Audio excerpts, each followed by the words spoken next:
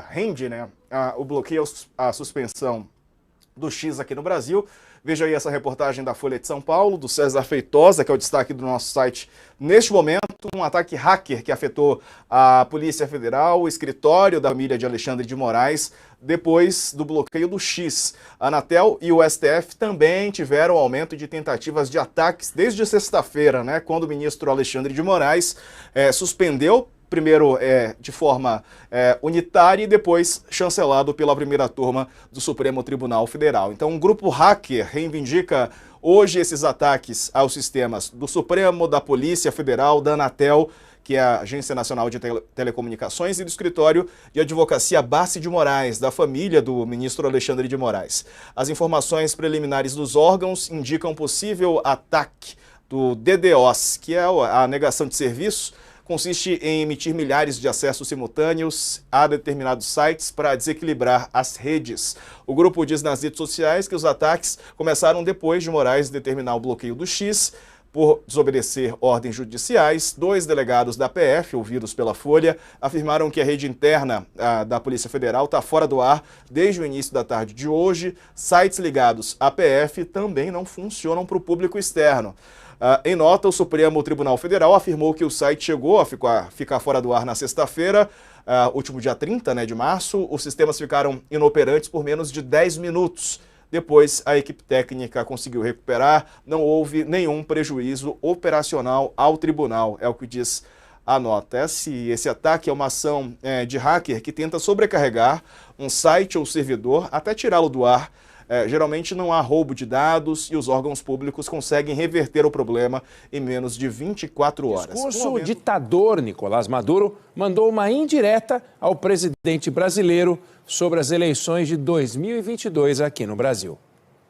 O governo brasileiro recebeu com irritação a escalada das cobranças da Venezuela, mas não haverá resposta ao regime do país por enquanto. Protestos pró e contra a ditadura de Maduro lotaram as ruas de Caracas na quarta-feira, data que registrou um mês das eleições presidenciais marcadas por suspeitas de fraude. No discurso, Nicolás Maduro mandou um recado ao mundo. Nós le exigimos ao mundo no meter sus narices en los asuntos internos de Venezuela y respetar la soberanía y la vida interna de Venezuela. Ele não citou diretamente o presidente Lula, mas afirmou que em 2022 quem não aceitou o resultado das eleições foi Jair Bolsonaro. Na Venezuela, apesar dos pedidos estrangeiros e da oposição, o Tribunal Supremo de Justiça não apenas deixou de publicar as atas eleitorais, como também determinou que os documentos não sejam mostrados. Isso mesmo.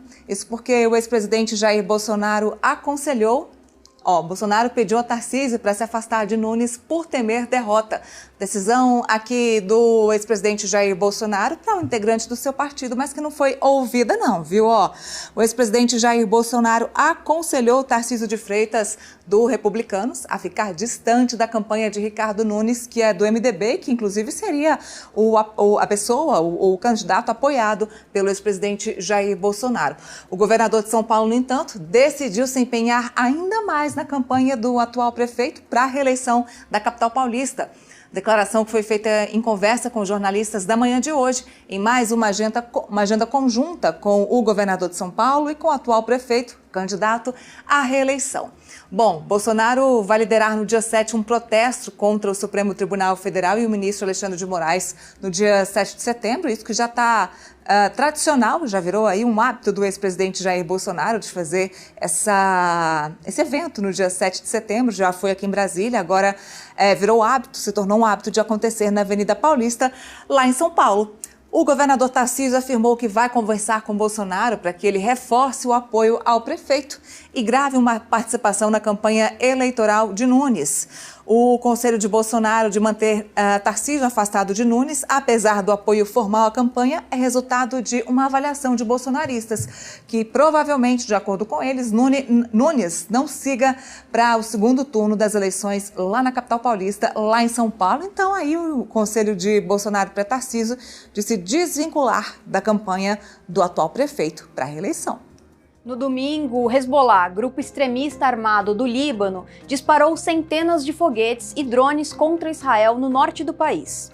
Em resposta, Israel enviou cerca de 100 aviões para destruir os lançadores de mísseis do grupo.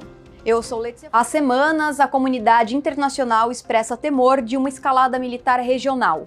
Isso aconteceria na esteira da Guerra de Gaza, onde, depois de 10 meses, ainda não se chegou a um cessar-fogo, apesar das negociações. O ataque do domingo foi baseado, segundo autoridades israelenses, em informações de que o Hezbollah estava prestes a disparar milhares de mísseis no norte do país. Além disso, o grupo também dispararia contra um importante centro de inteligência ao norte de Tel Aviv, ainda em retaliação à morte de seu comandante em julho. Israel declarou o estado de emergência de 2 dias e fechou seu principal aeroporto por várias horas.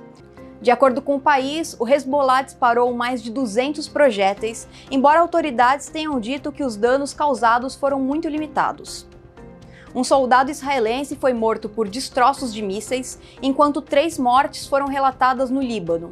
Se o Hezbollah tivesse executado com sucesso um ataque a alvos do centro de Israel, a retaliação poderia causar uma guerra mais ampla na região. Os ataques ocorrem enquanto negociadores se reúnem no Cairo em uma nova tentativa de concluir um acordo de cessar-fogo.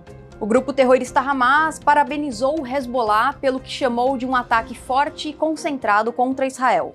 De acordo com a emissora britânica BBC, Israel espera mais um ataque nos próximos dias, provavelmente vindo do Iêmen.